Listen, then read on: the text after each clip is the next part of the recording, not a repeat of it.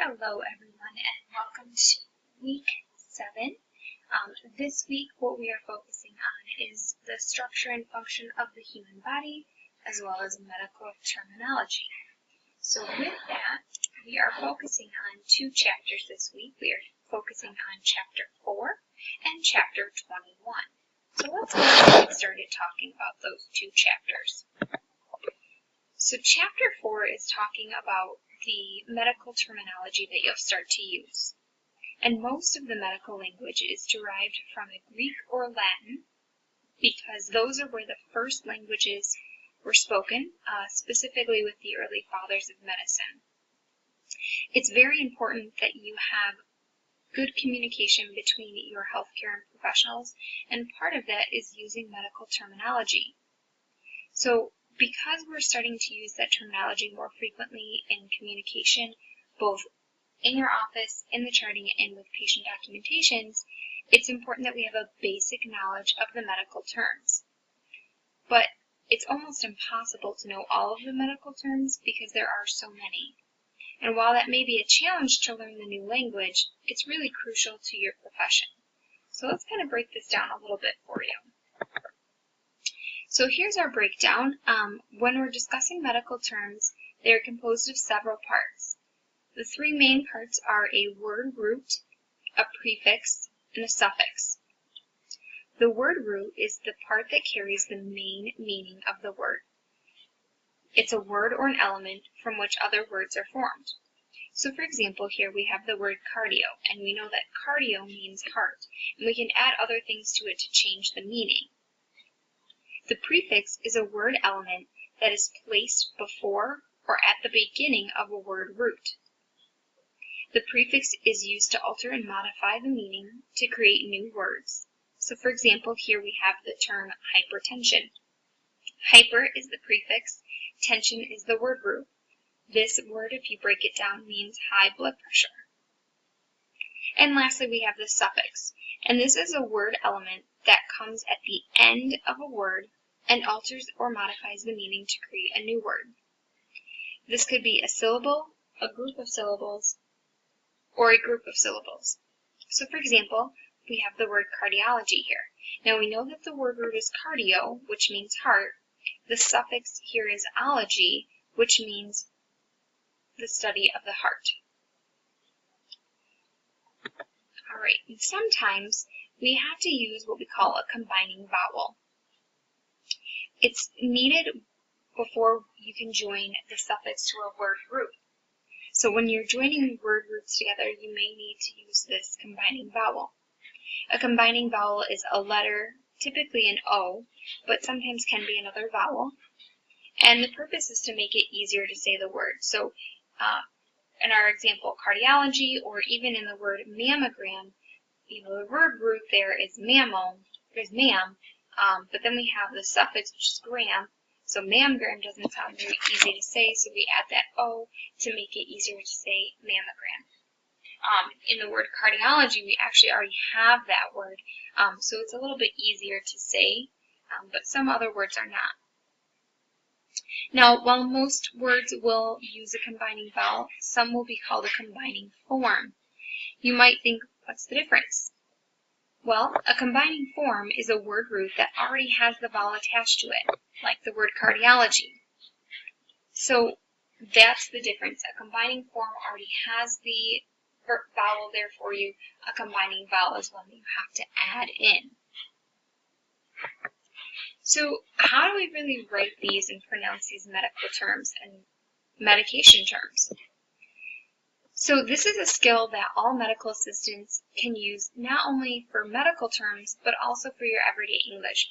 And what we're going to talk about is how to really break that down. So I always suggest that you start with trying to figure out the suffix. So once you know what the suffix is, you can apply it to several different words. Then from there, you're going to add the word root. And if you can figure out what the word root is, you can figure out what body part or body system you're actually working with. And then you'll get in the habit of developing and taking these words apart so you can understand them and build them up. But once you understand them, we then have to take it even further, and we have to know how to write them and pronunciate them. So it's important that you have the correct spelling, understanding of the plurals, and the pronunciation. So spelling is actually important in any language, but specifically very important for medical terminology. Poor spelling reflects on poor care and then has a lack of professionalism. Wrong spellings can also imply a different word or different meaning, so be very cautious of that. Using plurals, when it comes to that, it's really important that you understand that not all medical terms are singular. Plurals are sometimes formed according to Latin rules, not always according to our English rules. So I want you to do me a favor, take a look in your books at table 4-7.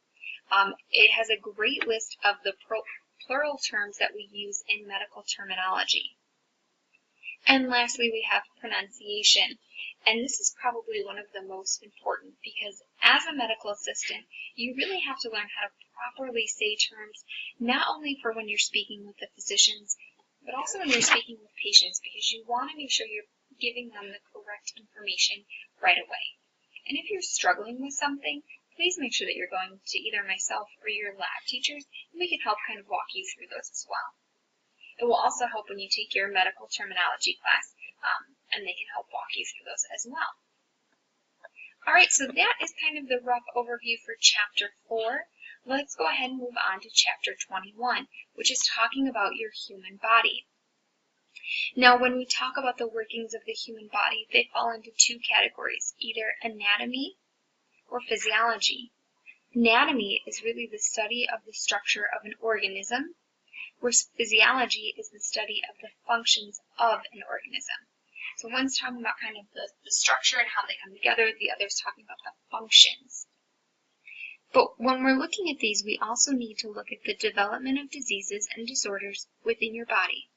And that study is called pathophysiology. So let's go ahead and get a little bit deeper into your human body and its levels of organization. The human body is really organized by increasing levels of organization. Those levels start with an atom, move to a molecule and cells, tissues, organs, and then organ systems. So let's go ahead and take a look at each one of these a little bit closer. So the first thing we have are atoms, and these are found at the most basic level of organization. Atoms consist of at least one proton, one neutron, and one electron. A proton is a positively charged particle. A neutron is a negatively or does not have an electric charge. Neutron, none. An electron is negative charged. A proton and a neutron can make up an atomic mass of an atom and are found in your nucleus, while the electrons revolve around the outside of the nucleus. When all three combine together, they make different combinations to create elements. Next, we have molecules, and these are chemical combinations of two or more atoms. Molecules can move, and this means that they can form solids, liquids, or gases. Multiple molecules combine to make cells. And cells are the most basic unit of life, and they are often considered the building block of the human body. Cells store information and use molecules to perform work that creates waste that needs to be disposed of in our bodies. Our bodies have several different cell types. Mostly those are bone cells, nerve cells, fat cells, reproductive cells, skeletal muscle cells, blood cells, and smooth muscle cells. And every cell has three common parts. They have a cell membrane, a cytoplasm, and a nucleus. Now when cells combine together, they make tissues. And tissues are the result of, again, grouping cells together that share the same function and purpose. The human body has four types of cells. We have epithelial cells, connective tissue cells, muscle tissue, and nervous tissue. When all your tissues form together, they create organs, and they're made up pretty much because they have similar functions of tissues. Your body organs work together for a common purpose to form a body system. Those body systems are your integumentary system, skeletal, muscular, nervous, endocrine, cardiovascular, blood and lymphatic systems, respiratory, digestive, urinary, and reproductive. Now, all body systems work together in order to maintain and support homeostasis in your body. Homeostasis is the balance or the equilibrium within your body. It's also important to understand that your body works in one of two processes. Either it works as an active or passive transport. Now, active transport uses cellular energy to carry materials from one area of the body to another, where passive transport does not require cellular energy to move or carry items, but it does require diffusion, osmosis, and filtration. Alright guys, so that is kind of your overview for chapters 4 and 21 for Module 7. Let's go ahead and talk about your homework for this week. So you do have one discussion post this week, and it's actually on medical abbreviation errors. So what you're going to do is research this concern and provide detailed information on at least 3 reasons why medication or medical abbreviation errors happen. You'll then also need to look at the Do Not Use list from the Joint Commissions and explain the reasoning behind this initiative. Lastly, you'll need to talk about how the electronic medical record has played an intricate role in helping to reduce these types of abbreviation errors. Your initial discussion post will be due no later than Tuesday, May 16th by midnight, and you'll need to reply to at least one classmate no later than Saturday, May 20th by midnight. Again, if you reply to me as the instructor, that's great. I love the interaction, but please remember that you need to make sure that you're replying to a classmate, not myself only.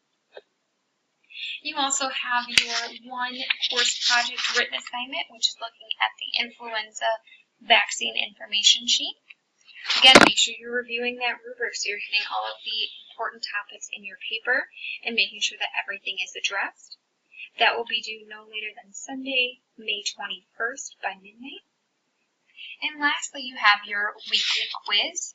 You do have 20 minutes, and there are 20 multiple choice or true-false questions. Please make sure that is completed no later than Sunday, May 21st. If you have any other questions or concerns, guys, please make sure, as always, you're reaching out to me via email or via course messaging in Blackboard, and my phone number is there on your homepage as well. I hope you all have a great week 7, and let me know if you have any questions. Bye, guys.